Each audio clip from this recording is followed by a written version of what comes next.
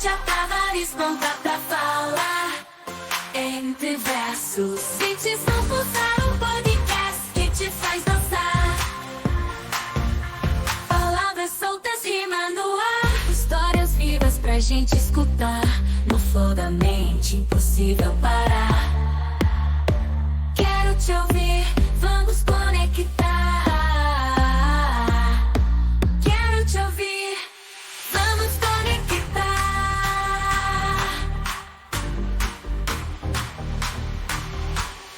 Quero te ouvir, vamos conectar.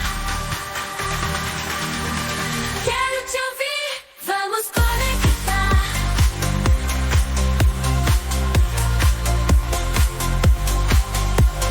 Quero te ouvir, te sentir vibrar na batida certa. Vamos guiar no comando. É só começar. Som diferente pra te conquistar.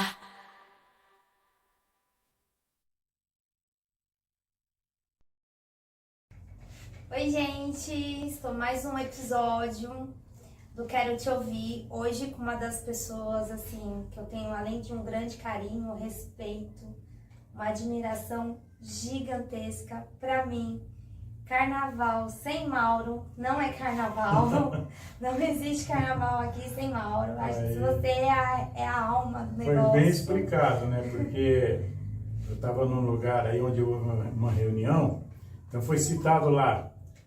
O dedo do Mauro tem tudo que acontece aqui em Juquitiba. Carnaval sem você não tem como. Não, graças a Deus, gente, porque é uma coisa que tá no sangue, né? Não tem jeito. E eu vim para Juquitiba no finalzinho de 1982 para 83, já vim carregando a minha bagagem do samba, né? Que eu vim para cá por causa do samba. Eu fui obrigado a sair de onde eu estava e vim para Juquitiba. E chegando aqui, eu tomei conhecimento dos carnavais que estava tendo na cidade. Inclusive, conheci uma pessoa que foi responsável pelo começo dos carnavais, que era a Ciganinha, mas não cheguei a pegar desfile de escola de samba dela. Tanto até que eu fui convidado para fazer uma escola de samba e ela me ajudou no começo da minha escola de samba, né? Ela deu uma força até legal, até mental, ela deu uma força que nos ajudou muito. Mas só que assim, eu vim trazendo a minha experiência que eu tinha, sabe? Até hoje eu tento levar aquilo que eu aprendi com experiência mesmo. Você já começou também a tocar muito cedo. Sim, eu comecei com 12 anos, comecei com 12 anos de idade. É onde eu falo que foi a minha primeira família, foi o samba, né? Eu comecei a tocar com 12 anos de idade. Tocar não, diga-se de passagem, a gente não podia tocar enquanto não aprendesse a tocar, né? Hoje eu falo isso para as pessoas, hoje as pessoas até com o instrumento na mão é difícil tocar. Imagina você ter que aprender a tocar sem instrumento. Porque era assim, na nossa época não existia outra coisa a não ser samba. E eu queria tocar, mas ninguém deixava eu tocar, então eu tinha que ficar olhando. Se eu chegasse e falasse, posso tocar aquele instrumento? Que eu já tinha mais ouvido um pouquinho. Então eles falavam para mim assim, você sabe tocar? Eu posso tentar, então você tenta, depois você vem tocar. Então eu tinha que ficar sentado ouvindo, batendo na mão, batendo em caixinha de fósforo. Quando eu tinha noção, aí eu ia lá e conseguia tocar. Pegando as panelas de casa. Sim. O primeiro instrumento que eu tive foi eu que fiz, né? Foi um pandeirinho que eu fiz. Eu peguei uma lata de marmelada, olha gente, projeto aí, Batuque no Gueto, aí foi feito pelo meu amigo Toco agora, recente. É muito importante, né? Se der uma continuidade, já ir usando essas ideias também. Então, meu primeiro instrumento foi um pandeiro. Eu peguei uma lata de marmelada, né? Cortei os furinhos lá, aí eu peguei tampa de garrafa e amassei elas de duas em duas, fui colocando e fiz o pandeiro. E a gente fazia baile, entendeu? Meu pai tocava o violãozinho, eu no pandeiro e o pessoal dançando lá, porque era a única coisa que tinha na época, fora o rádio a pilha e a televisão preto e branco, né? Só rico que tinha, na verdade. Era muito raro quando alguém, eu lembro que minha avó contava que era muito raro alguém ter, e quando tinha, ia a vizinhança toda para casa da pessoa. Nossa, quando nós era criança, tinha uns vizinhos lá que só tinha eles de rico, né? Aqui na vila, nossa, só tinha eles que tinham televisão. Então, toda quinta-feira assistia o programa Silvio Santos na época, lá, 1960, nossa. Ia todo mundo. Tinha que ir todo mundo para casa dele, tinha hora que eles ficavam nervosos. Às vezes o dono da casa era legal com a gente, mas a mulher não ia, ela atendia, deixava a gente entrar com bicuda, ele já era diferente, entendeu? Mas a gente não tinha vergonha, a gente queria assistir. E era assim, sabe? Olha, tempo bom, hein? As pessoas eram muito mais solidárias. Gente, falar pra você, hoje a gente tem tudo que a gente tem hoje e pouca gente é feliz, falar a verdade pra você. Eu sou feliz. Pela minha infância, eu tive bem menos do que os meus filhos têm hoje. Sim. E aproveitei muito mais. Gente, a gente queria brincar, tinha que pegar pedaço de madeira e fazer carrinho. O carrinho mais luxuoso que a gente tinha era pneu de caminhão, que a gente pegava e saia correndo na estrada postando corrida, entendeu? Hoje a gente está aí no que a gente está, né? Mas voltando ao carnaval. Então me chamaram eu para montar uma escola de samba, sabe? Eles viram que eu estava fazendo rodinha de samba, perguntou se eu queria montar uma escola de samba. Só que eu cheguei, né? Que eu, na verdade, nunca quis ser mais que ninguém. Eu sempre tentei ser mais que eu mesmo. Então, nada mais justo que eu trazer o meu conhecimento para quem estava fazendo o que estava sendo feito, né? Então, eu cheguei, mostrei minha experiência. Primeira coisa que eu perguntei como que é julgada aqui a escola de samba? Não, a gente vê a mais bonitinha e dá um prêmio. Falar, tá bom, eu vou montar uma escola de samba, mas eu não quero ser mais bonitinha, não. Eu quero que seja correto como tem que ser. Porque é uma cidade pequena, mas o carnaval não muda. Pode ver que as letras são as mesmas, carnaval. Então, se a letra não muda, então o estilo de se fazer carnaval também não muda. Juquitiba é uma cidade pequena, mas se colocar na proporção de São Paulo e Rio de Janeiro, ela tem a mesma proporção por tamanho, por metro quadrado, certo? Então eu falei, então nós vamos fazer uma escola de samba, tá? Então o que a gente vai precisar? Primeiramente, 10 jurados. Ah, mas para que 10 jurados? Um só tá bom, dá uma notinha. Não, 10 jurados. Aí eu tive que explicar, né? Porque a escola de samba... Você mudou a história do carnaval de Sim, Juquitiba. sim. A escola de samba consiste em quesitos, que são 10 quesitos. A mestra porta-bandeira. Na época tinha carro-abrielas, era nota também, entendeu? Fantasia, essas coisas. Bateria, enredo, tudo. Então tudo tinha uma nota, então foi montado. Eles ficaram até encantados, né, de saber que tinha essa novidade dentro do carnaval. Não era novidade, era novidade aqui. Mas sempre existiu no carnaval, que era justamente para ter as notas, né? Aí tudo bem, aceitaram, perguntaram como que tem que se fazer para arrumar os 10 jurados. Aí eu expliquei para eles todos os quesitos, então foram montados direitinho, eles anotaram, graças a Deus, aceitaram a ideia. Olha o que aconteceu. Aí eu montei a minha escola. Como foi eu montar a escola de samba se eu não tinha nada? Eu não tinha nada, eu era pouco conhecido aqui, sabe? Não tinha nada, nada, nada. Aí eu falei, bom, não tenho nada, mas eu tenho inteligência. Eu vou montar uma escola de samba. Porque é assim, gente, quando a gente quer fazer uma coisa, se vocês parar para pensar, aquilo já está dentro da gente. Eu comento muito, assim, tem até filhos meus também que vêm aí dando a continuidade, né, na linha do samba. O que a gente faz, na verdade, já está dentro da cabeça da gente. Algumas pessoas se omitem da inteligência dele e não faz, para não ter compromisso. Aí eu não. Tudo que está na minha cabeça eu vou e faço. De certo ou de errado eu vou e faço. Entendeu? Então eu já tinha a escola, já começou a ser montada na minha cabeça, entendeu? De onde eu morava, tinha uma escola de samba lá que se chamava Primeira Lá de Casa. Escola de samba Primeira Lá de Casa. Não era nem Grêmio Recreativo Escola de Samba, não. Era a Escola de Samba Primeira Lá de Casa. Então isso eu já trouxe de um amigo meu de lá. Então eu falei, vou montar aqui que eu preciso de um nome. Eu moro lá no alto, né? Eu morava lá perto da Sabesp. Então vou colocar a Primeira lá do alto. Graças a Deus, foi abençoado esse nome aí.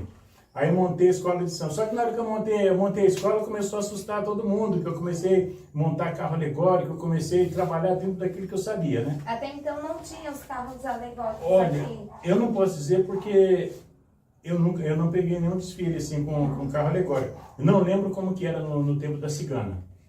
Aí, dentro dos quesitos que teve, foram exigidos que as escolas de samba fizessem um tema.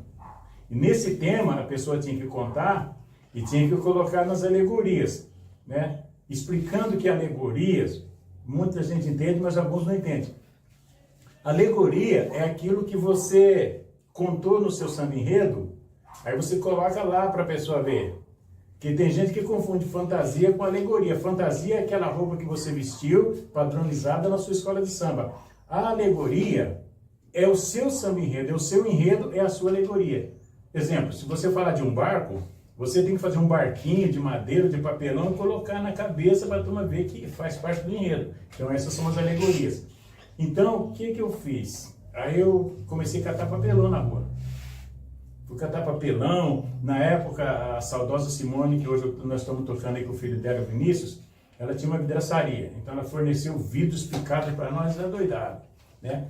Aí eu montei o primeiro carro, abri alas, eu montei uma borboleta que só por Deus mesmo essa borboleta voava, sabe? Ela ia para frente, para trás e batia as asas.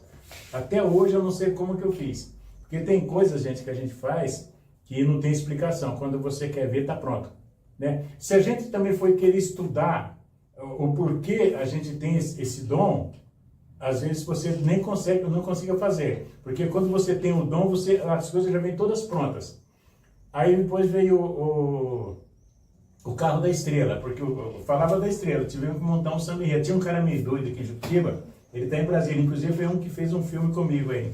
Ele era tão legal que ele teve que fazer o papel de monstro, né? Então ele era muito inteligente, sabe? Graças a Deus, quando eu montei a escola, comecei a juntar o pessoal para ajudar, cada um entendia de uma coisa, entendeu? Aí eu fiz samba enredo. Como que eu faço samba enredo? Tinha uma música que eu gostava muito dela, que era No Reino da Mãe do Ouro. Eu falava, ô babá, olá, ô babá, é a mãe do ouro que vem nos saudar. Isso aí já estava dentro de mim. Às vezes, por um motivo, eu guardei tanto essa música para o futuro, que foi o que serviu no carnaval. Então a gente gravou o babá, o babá, né? É a mocidade que vem nos saudar. E foi assim. Assim aconteceu a mocidade. E fizemos lá nossos chapéus, né? Tudo de papelão. Costeiro. Até hoje eu não sei como que eu fiz os costeiros também, mas quando eu vi já estava lá todo mundo vestido com os costeiros lá. Gente, não é nenhuma magia não. Isso aconteceu mesmo, tá? Isso aconteceu. Aí eu fiz os costeiros com as crianças, falava do coração, tudo. Enfim, a escola ficou montada, 3 carros alegóricos, né? Esse meu amigo, ele era artista plástico. Então ele combinou com as meninas de pintar as meninas. Hoje as mulheres nem de roupa não gostam de se apresentar em nada aqui. E naquela época, em 1993, sabe? Se apresentar sem nada. Sim, as moças se dispuseram. Aliás, a filha da cigana, eu cheguei a conhecer ela também, era a menina mais famosa de Juquitiba. Porque naquele tempo não existia malícia. A menininha saía assim, de topless na avenida. E pra gente, a gente via como uma fantasia aquilo. Se tinha mais respeito. Sim, e aquilo encorajou as meninas também. Então esse rapaz, ele era muito doido, mas ele era um artista plástico, sabe? Então ele falou para as meninas, vocês topam posar para mim fazer a pintura? As 4 meninas toparam. Eles fizeram uma pintura e ficaram magnífica nas meninas. Naquela época, você imagina, hein?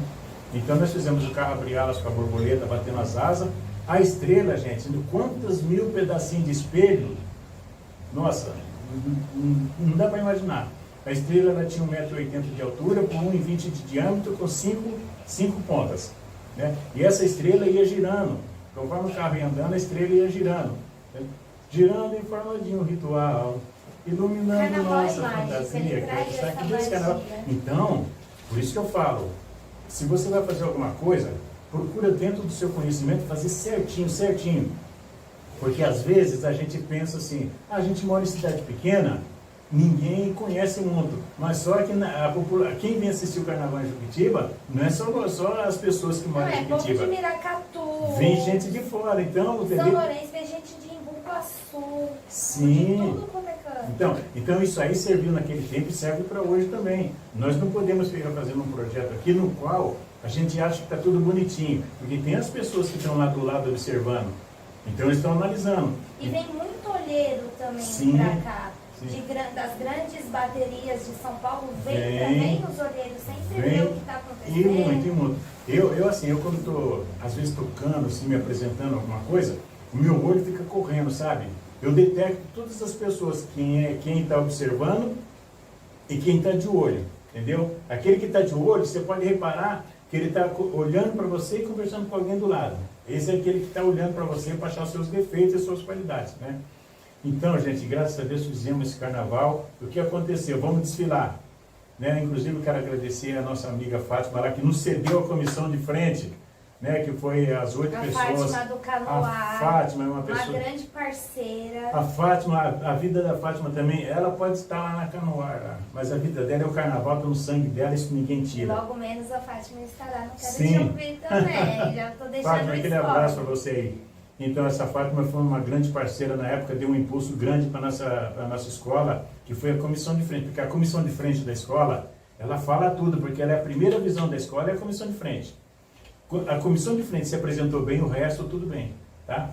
Aí vai a mocidade independente, primeira lá do alto, desfilar. Aquela euforia. A avenida não cabia, gente, sabe? A nossa escola postava desde lá da Padurados até aqui embaixo na farmácia da Chala, hoje aqui. A escola da Águia de Ouro pegava toda Jorge Vitor Vieira. E a Acadêmicos da Vila pegava a avenida inteirinha.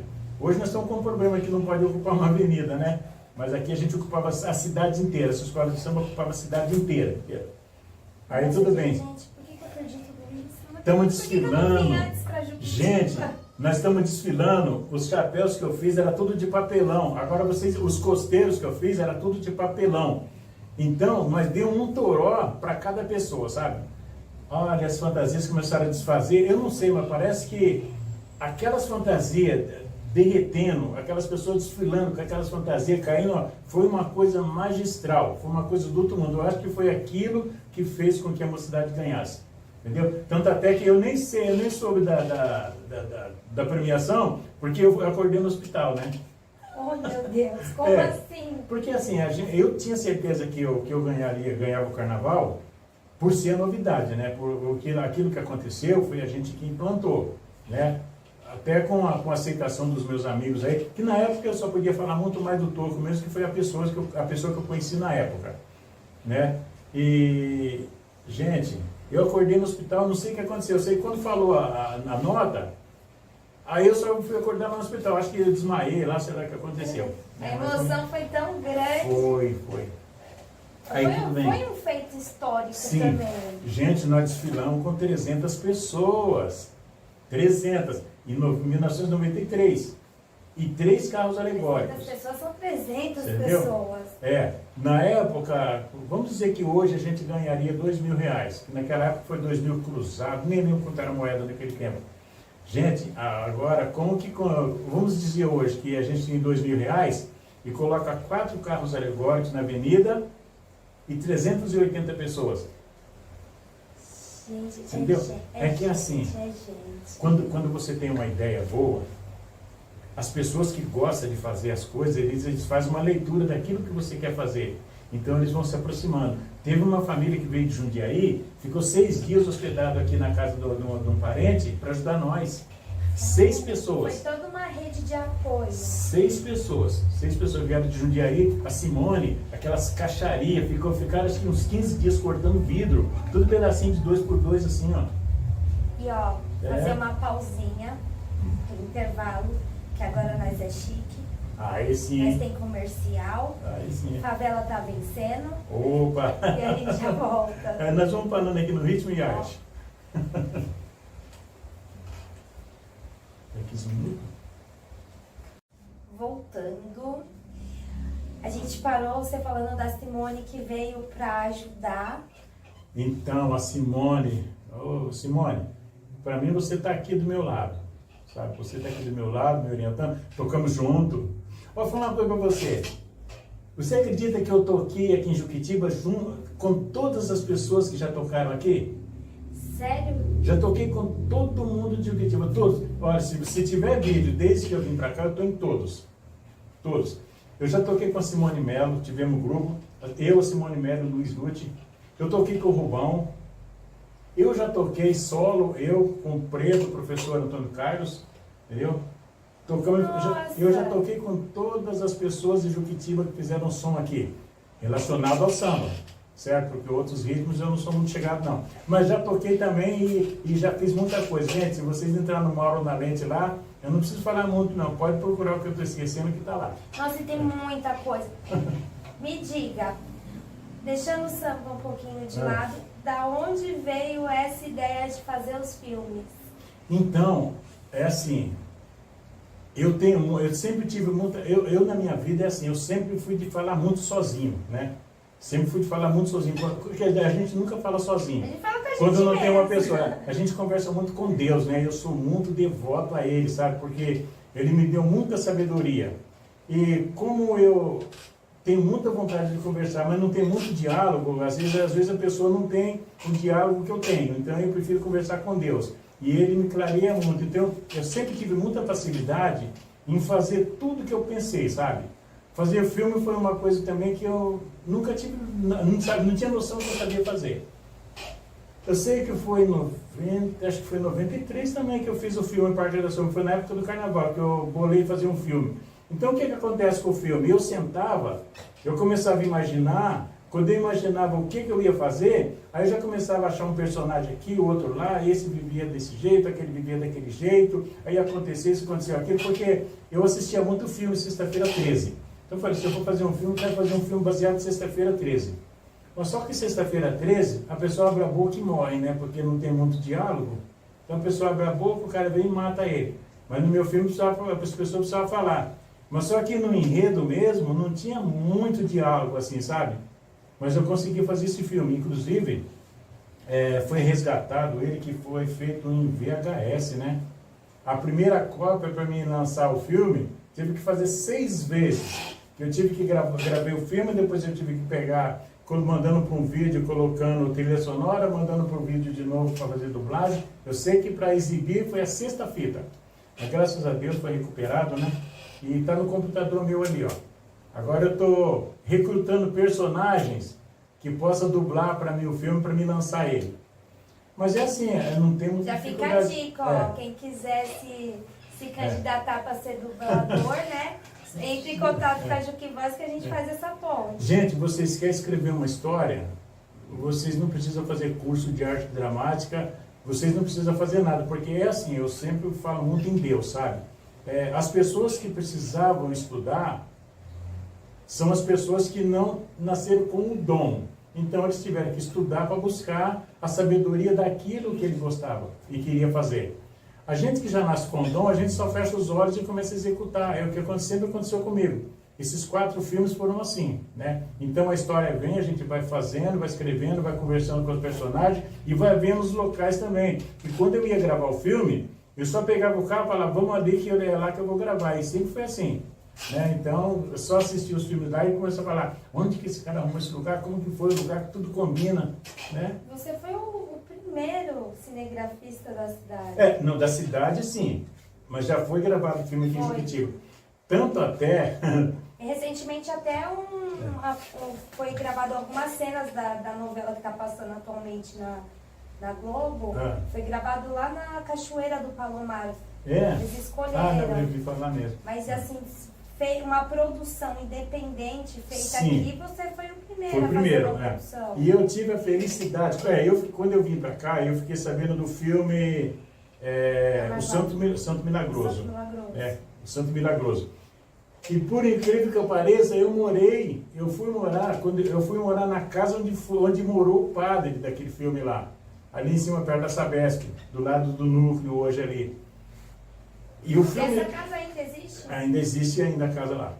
Então, o casarão onde era o reduto dos escravos da época, onde é o núcleo hoje, né? Ali também foi onde morava um dos personagens que era do filme. E outra, Olha, depois... Quero te ouvir também história, cultura. Depois teve o filme O Caipira e Assombração. Gente, eu gravei cenas do filme Caipira e Assombração na mesma casa que a Fernanda Torres gravou o filme O Marvada Carne. Assistam! Então aquela casinha onde está o pai da menina, que a menina está lavando roupa lá no Riozinho, é a mesma casa que foi gravada uma cena do filme, que a Fernanda Torres está na janela, com o Santinho, fazendo aquela promessa para casar, ela joga o santo pela janela, nós gravamos naquela janela lá. Então você vê, onde eu falo para você que o nosso destino já está traçado. A gente só não pode fugir dele. Se você seguir sempre em linha reta, é o seu caminho. Então, tudo que você vai fazer, você não vai inventar, você só vai executar porque já está tudo feito. Já está ali pré-programado. Né? Então, partindo disso, está aí 4 filmes, graças a Deus. 2 filmes estão registrados na Biblioteca Nacional. Você sabe o que é isso? Duas Garotas em Apuro e esse filme agora, Amor, o Verdadeiro Resgate. Né? E vem mais coisas por aí também. É esse negócio de cinema. Então, é que assim, é que esses tipos de coisa a gente não tem como planejar, né? Vem de cabeça mesmo. Só que quando vem você tem que fazer. Por enquanto eu não estou tendo inspiração mais não. Mas se eu for falar que eu vou fazer um filme... Não, se aparecer uma câmera na minha mão, uma semana depois eu tenho um filme pronto. Entendeu? Vamos saber. A dificuldade é só você arrumar os personagens que correspondem aos seus anseios para a gravação do filme, né? Mas você contando a história para a pessoa também encarna, acaba fazendo um trabalho perfeito também. Foi o que aconteceu, não tive problema nenhum. E aí, depois com isso, onde surgiu o Mauro Letreiros? Então, Letreiros é assim, é para falar do trabalho também? Pode, Então é com nós mesmo. Tudo. Gente, eu mudei para Juquitiba, eu vim assim, eu estava sem saber praticamente o que fazer, sabe? Aí na época, é que eu vou falar coisa aqui que vão querer me questionar. Nós montamos, tinha um padre que acolheu a gente aqui em Juquitiba, eu fui morar nos Barnabés na casa do irmão meu, e um padre na época, o nome dele era até José Bredinho, acho que não esteja vivo hoje também, que Deus o tem lá, entendeu? E aí a gente foi trabalhar na igreja. Percebendo-se que eu estava quase virando padre, aí o meu irmão, com o padre, eles tinham um salão, onde é a igreja católica hoje, aquela parte de baixo, agora acho que é um ateliê, não sei se ainda tem, na época tinha um salãozinho feito de pau a pique, coberto com sapé, tudo. Aí esse padre chegou para o meu irmão e perguntou, Zé, o que a gente pode fazer aqui? Aí eles não sabiam falar, vou montar um barzinho para arrecadar uns dinheiro para a igreja, para ajudar na igreja, montaram um barzinho. Só que eu, muito do esperto, eu já falei, pô, eu comecei a colocar música para tocar lá dentro, sabe?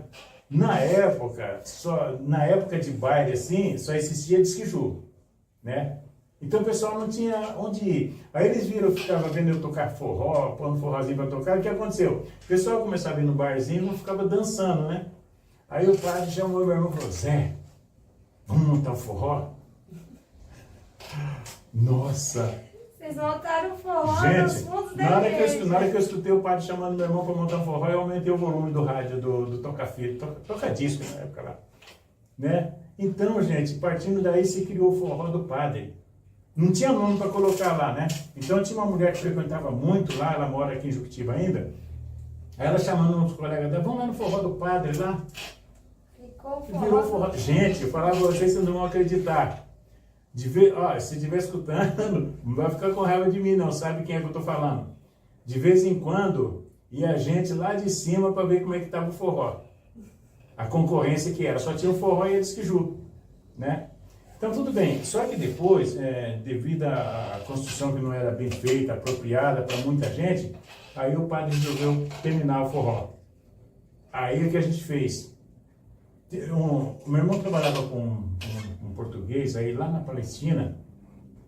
Ele chamou meu irmão e falou, Zé, quer montar uma pizzaria? Meu irmão falou, pizzaria? Mas eu não entendo nada, eu entendo mais ou menos de bar. Se você prometer para mim, olha o que ele falou pro meu irmão, se você me prometer que você não vai ensinar para ninguém a massa que eu vou te ensinar, eu te ajudo você a montar uma pizzaria. Montou a pizzaria onde hoje, graças a Deus, é a pizzaria da Nega. E, gente, a primeira pizzaria de Juquitiba, diga-se de passagem, foram a nossa pizzaria, que hoje é o prédio da Nega lá, tá? Depois surgiu um monte de pizzaria falando que é o primeiro aí, mas não, o primeiro foi a pizzaria nossa lá, onde era toda de madeira. Gente, olha, era uma senhora pizzaria. O segredo foi tanto do meu irmão que ele não ensinava ninguém a fazer massa. Ele fazia massa escondido, quando a gente estava lá, estava pronta, sabe? Depois ele foi obrigado a passar para a esposa dele. Ele montou um salão de jogo lá, tomou gosto, aí ele ensinou ela a fazer massa. Ela não ensinava para mim, não quis ensinar para ninguém, ficava lá fazendo a massinha dela escondida. Ela só me ensinou quando ela precisava parar, você entendeu? Olha, vou falar para você, a gente começava a fazer pizza na sexta-feira, terminava no domingo. As pessoas vinham para Juquitiba, primeiro passava na sexta-feira, já passava na loja, já encomendava a pizza que ele vai no domingo. Nós trabalhávamos em 8 pessoas na cozinha. E olha que uma equipe de 8 pessoas na cozinha para preparar as produção... pizzas. Então, quer dizer, para a gente vencer a demanda no final de semana, só tinha nós também. né? Só tinha pizzaria e a Disquiju, não tinha mais bares, assim, tinha os barzinhos, mas muito pouco, né? Então o pessoal vinha primeiro na pizzaria comer para depois ir para o baile. Então as pessoas chegavam na sexta-feira, já passavam na pizzaria e encomendavam para domingo à noite a pizza. Então o que a gente fazia? Fazia uns 40, 50, 60 discos assim, deixava pré-assado para vencer fazer, entendeu? Aí depois fomos cansando também, cada um foi tomando um rumo. Naquele tempo eu gostava de tomar um cafezinho, nossa senhora, meu, bagulho era louco. É. Então a gente parou, mas tá aí, mas a primeira pizzaria de Juquitiba foi a família Silva. O primeiro salão de forró de Juquitiba foi a família Silva, certo? E hoje nós estamos aí. Eu estou sendo quase um dos últimos a levar tudo isso aí. Né? Tá deixando o seu legado. Gente, por isso que eu falo. Da Bianca. Você vê a oportunidade que Juquitiba dá para as pessoas se desenvolver dentro daquilo que ele tem a capacidade e a vontade de fazer, entendeu? Aí onde veio, em mim ingressei no samba que não paro até hoje, então estamos aí. E aí você começou o artesanato. Então, é muito linda as peças, é uma peça mais linda que a outra. Eu então, só preciso vir aqui conhecer. Eu sempre trabalhei com letreiros, né? Mas é assim, o letreiros, ou você vira uma empresa extraordinária, ou você para. É das duas uma. Eu não tive condição de ser uma empresa extraordinária, né? Até em 2008, eu ainda trabalhava muito, né? Depois de 2008 veio a tecnologia, que foi a impressão digital. Eu já não tive como acompanhar. Então foi só caindo. Em 2020, quando veio a pandemia... Quando eu cheguei aqui na cidade. Aí eu comecei a passar maus bocados, sabe? Nossa, quase não conseguia pagar o aluguel. Aí, eu tinha duas... Pode contar essa história? Pode. A gente tinha umas gatinhas. Fazer um comercial, deixa pra próxima. Vem que vem gatinha aí. Toma aí. Mas se você vai aproveitar... Voltando. Já? Mas agora? Aí sim. E aí você começou durante a pandemia? Veio a pandemia, eu comecei a passar uns momentos complicados. Eu já estava passando por não ter me adequado à tecnologia da época, né? Aí eu comecei a passar momentos delicados. Mas só que eu já vinha da arte. Há uns 30 anos atrás, eu fazia miniatura, eu trabalhava com madeiras também, fazia miniatura. Mas o carnaval! Sim. Um monte de fantasia. A minha casa era eu tinha um cômodo pequeno onde só tinha madeirinha. A minha ferramenta era uma serrinha e um estilete. Eu fazia miniatura de tudo, de banda, de tudo. Eu cheguei a fazer a maquete do Banco Bamerinos que tinha aqui, com os caixas dentro, tudo. Então eu era muito bom nisso. Sempre gostei de arte. Já fui artista plástico, já pintei quadro. Quando eu mudei para cá, eu ganhava um pouco de dinheiro também vendendo quadros, que eu pintava quadro e vendia quadro, né? Mas só que naquele tempo eu tomava muita água, que o passarinho não bebe, então eu fui desinteressando. Mas aí quando veio a pandemia, o que aconteceu?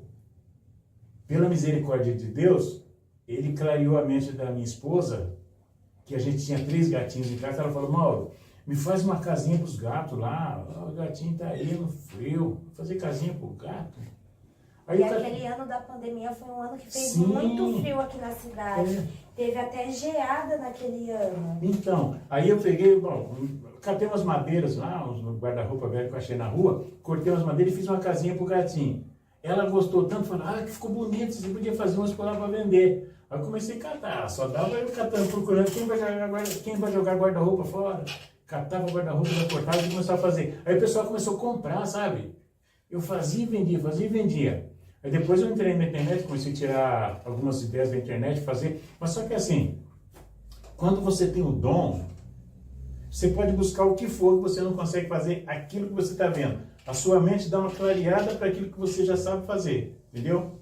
Aí eu falei, tá, então vou fazer. Aí tudo que eu fazia, eu vendia. Olha, gente, resumindo, deu no que deu. Estou desde 2020 trabalhando com artesanato. A loja tá linda, tem uma peça mais linda que a outra. Então hoje, graças a Deus, é que está me sustentando em um artesanato, porque o letreiro vai sempre caindo, né? Mas Deus sabe o que faz na nossa vida, gente. Vem o que Ele quer, não o que a gente pretende, né?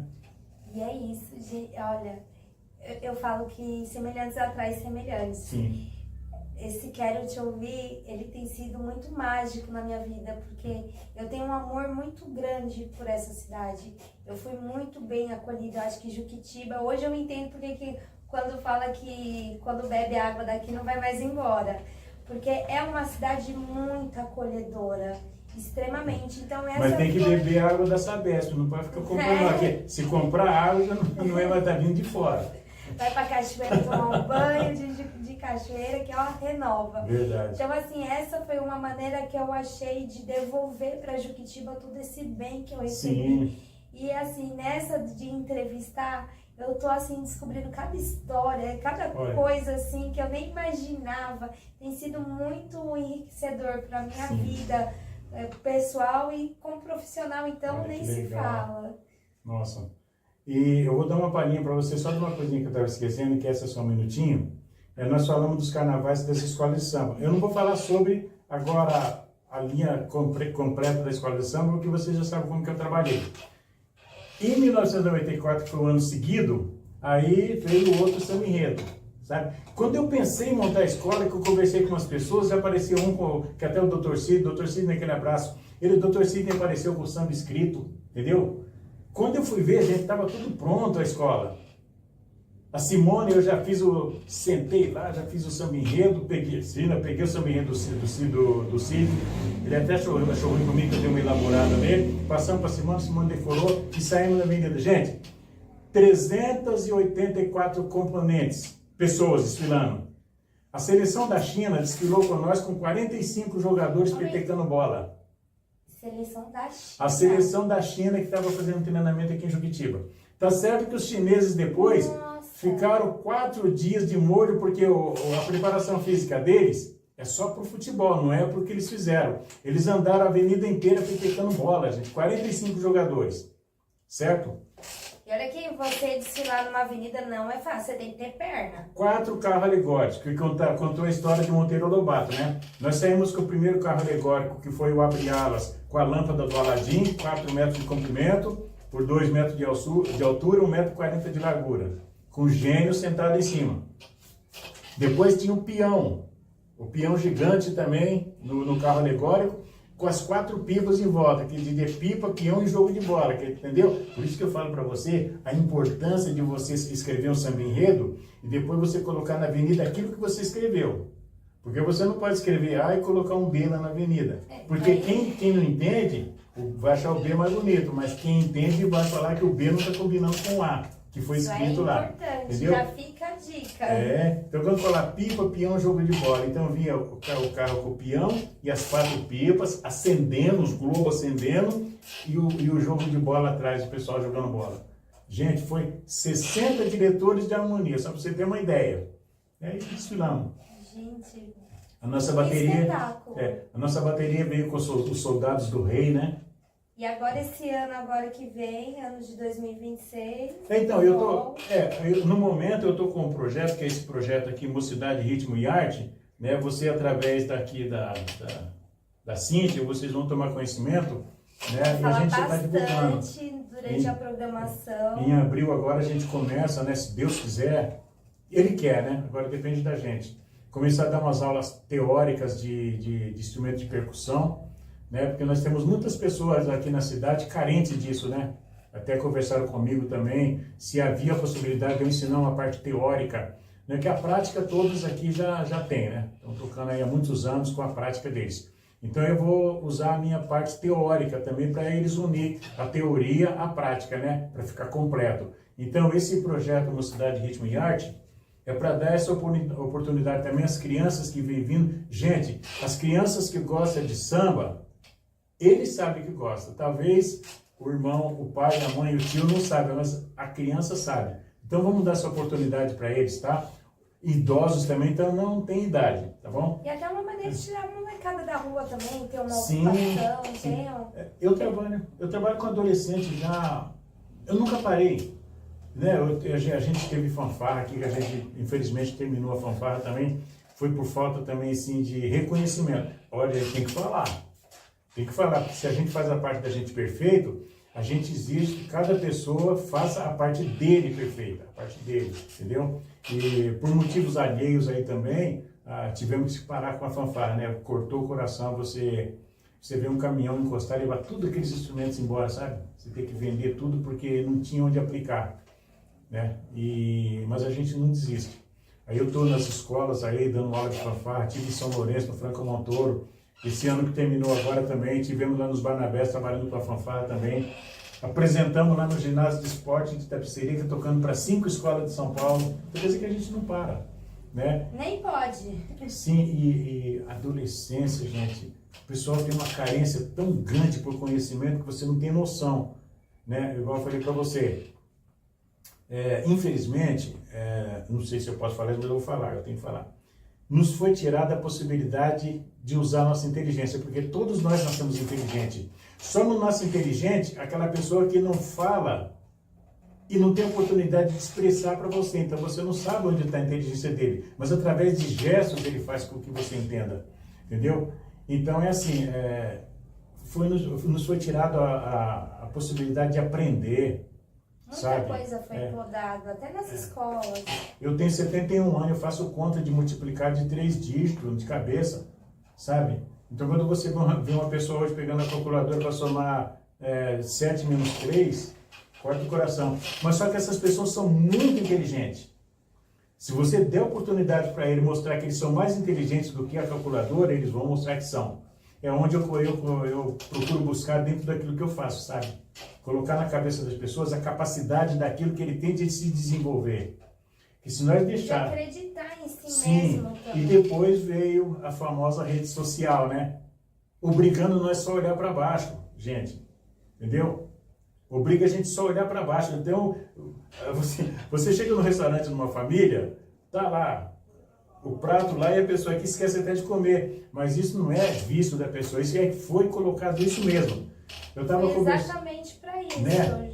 Já para tirar a atenção. Para tirar a atenção das pessoas. Então, graças a Deus, eu tanto não tenho esse vício, como eu não posso ter também. Porque, para mim, eu trabalho, eu vivo do meu trabalho. Então, para mim, só é interessante para mim conversar com quem eu dependo, das pessoas que eu dependo, que são os meus fregueses, são as pessoas que me dão sustento, né? Se eu for dar outra atenção, eu vou dizer que eu vou baixar a cabeça também, porque a pessoa não vai estar olhando para mim para ouvir o que eu estou falando, né? E graças a Deus eu estava conversando com a Cíntia, que hoje veio essa AI, né? Essa inteligência artificial. A inteligência artificial nada mais, nada menos é do que a nossa inteligência, aquilo que a gente faz. Você entendeu? A inteligência artificial está falando com você aquilo que você não pôde falar. Até porque hoje em dia, como a gente estava conversando, hoje em dia você nem pode falar tudo que você quer, né? Sim. Porque ou você é cancelado ou você é processado. Então, graças Porque a... advogado tá caro. Graças a Deus tem... Olha, eu critico muitas coisas, mas essa inteligência artificial eu tô louvando, sabe? Por quê? Eu vou falar só por mim. Quando eu fiz uma pesquisa do meu perfil, gente, o que foi colocado ali é o que eu faço e não tive oportunidade de falar. Mas só que eu pego, imprimo aquilo ali e mostro, essa aqui é a minha palavra. E ficou muito... Essa é a realidade. Quem não tem essa sensibilidade, pensa que é coisa do outro mundo. Não é, gente. Pega o seu perfil, coloca lá o seu perfil do que você gosta. Tudo que vai aparecer é o que você não está conseguindo falar, porque não tem a pessoa própria para ouvir aquilo que você vai falar. E também, falando da mocidade, do projeto... Começa agora em abril, as inscrições já estão abertas. Então, olha, na verdade não é bem inscrição. A gente vai fazer o seguinte, no dia 20 a gente vai estar começando os trabalhos, no momento vai ser lá no Espaço Cultural, ali na Aldeia do Artesanato. Então ali a gente vai receber as pessoas para pegar as fichas deles, para eles levar a ficha, criança vai levar para os pais assinar, os responsáveis. O responsável que estiver lá, a gente vai conversar um pouco com ele e com o filho também, para que o pai, a mãe, entenda onde o filho quer ir, para eles dar esse apoio. Então tudo isso aí a gente vai ser conversado, né? E as aulas de teoria, a teoria vai começar com a palavra, porque, gente, se eu pegar já vou até falar, se eu pegar um instrumento e der na sua mão, criança, você não vai tocar. Porque eu estou te dando um instrumento na sua mão sem você saber o que é um instrumento, para que serve, sobre o que ele fala, qual é a relação do instrumento com aquilo que você pensa, com aquilo que você sente. Então, eu estava falando com a Cíntia, o samba, eu vou trabalhar na linha do samba, que é o que eu entendo, tá? Não vou fugir nada daquilo que eu não entenda, que é a percussão, né? A percussão e ritmo é o que eu entendo, então é o que eu vou passar para vocês, né? Então é assim, mais ou menos assim. E vai ter outras aulinhas também. Também, tem também. A teoria, gente, teoria. Quando se fala teoria, aí já vem primeiro começando a trabalhar com o nosso cérebro, né? Você buscar dentro do seu cérebro o que ele está querendo que você faça, o que ele está querendo te comandar. Aí você vai pegar tudo aquilo e transferir para aquilo que você vai usar, que é o seu instrumento, tá? Porque se você pegar o instrumento primeiro, você vai confundir o seu cérebro, tá bom? Então é mais ou menos por aí que a gente vai começar a trabalhar. Essa é a teoria da coisa. Também não vai ser só instrumento, vai ter outras Então, coisinhas a ó, mais. mocidade, ritmo e arte. Ritmo e arte. Esse projeto foi criado entre famílias, sabe? A gente se reuniu, conversamos bastante sobre tudo que a gente vem fazendo ao longo desses anos e chegamos a essa conclusão, que teria que ser montado esse projeto mesmo, né? Para dar oportunidade para as pessoas que não alcançam, né? E dentro disso, eu estou trabalhando na minha parte, que é a parte de percussão. Mas aí tem pessoas que são bailarinos, né? Tem as pessoas que são formadas em outras... Formadas assim, não que estudaram. Formadas assim, igual vocês vão se formar agora. Vocês vão começar na teoria, trabalhar dentro daquilo sem precisar ter professor. Porque eu não vou ser professor de vocês. Eu não tenho curso para professor. Eu vou ser uma pessoa que vai transmitir para vocês aquilo que eu aprendi. E eu não aprendi com nenhum professor. Gente, fala uma coisa para vocês. Não existe professor para aquilo que você tem dentro da sua cabeça já feito. Simplesmente, a pessoa que vai fazer você despertar dentro de você aquilo que você já tem dentro de você e você vai jogar para fora, certo? Talvez você tenha medo, né, de que aquilo que você tem na cabeça vai te comprometer e te tirar de alguma coisa que você gosta que não te dá futuro nenhum. Mas esse dá futuro. Então fiquem aí atentos que vai começar a aparecer mais coisas sobre a bateria, Sim. sobre a mocidade. Vai ter muita novidade chegando. Se atentem. Baixe o nosso aplicativo, curte, compartilha. E agradecer, Mauro, imensamente por essa entrevista, por essa oportunidade. Eu que agradeço. Eu sabia que um dia ia chegar esse dia, porque, gente, vou fazer 36, vamos diminuir um pouquinho para não ser egoísta. 35 anos de Juquitiba. Bom, a gente sempre é reconhecido por Deus, né? Porque senão a gente já tem parado há muito tempo. Mas as pessoas que vê o seu trabalho e sente sobre aquilo que você está fazendo, isso é muito gratificante. Igual eu falo, gente, para isso aí não tem salário, não tem dia, não tem hora, não tem nada, não tem. Gente, pagar o seu sentimento não existe, tá? Então, eu que te agradeço por essa oportunidade. Uma coisa vindo de mim não podia faltar você, né? Tem samba, tem Cíntia, tem que ter samba. Fico muito satisfeito. Eu estava falando para a Cíntia aqui, e vai servir para vocês também, gente. O samba, ele entra no seu coração. Ele entra no coração, nas veias. Ele faz um sentido tão grande na sua vida, porque o samba foi uma das primeiras músicas que vieram. O samba veio transformando tudo que veio depois, tudo que vem aqui tem agora veio do samba. Depois foi convertido em forró, em axé, em funk, em rock, mas tudo vem do samba. Da raiz ali. Então a gente que teve essa oportunidade de colocar o samba no coração criança, e faz parte da sua vida e cuidado aí que ele te leva à loucura. Mauro, mais uma vez, muito obrigada por compartilhar comigo e com o pessoal. Sim. A sua história de vida, a sua trajetória, os seus projetos. Gratidão mesmo. Eu que agradeço, um abraço a todos, hein? E fiquem atentos que logo tem mais novidades por aí. Isso. Beijão, gente. Até.